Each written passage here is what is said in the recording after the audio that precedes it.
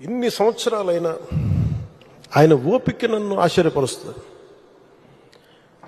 అసలు ఆయన మనసు మైండ్ నిరంతరం పనిచేస్తూనే ఉంటుంది. ఇందాక మన క్యాబినెట్ మీటింగ్లో కూర్చున్నప్పుడు అసలు ఈయనకి ఓపిక ఎక్కడి నుంచి వస్తుంది అని అర్థం కాదు. విపరీతమైన ఓపిక, కాన్స్టెంట్గా బ్రెయిన్ తిరుగుతూనే ఉంటుంది, సొల్యూషన్స్ ఇస్తూనే ఉంటుంది. అనుభవజ్ఞులైన అధికారులకు కూడా ఆయన దిశానిర్దేశం చేయగలరు. ఈ పాయింట్లో తప్పుంది, మీరు ఇలా చేయండి, ఇలా ఆలోచించండి.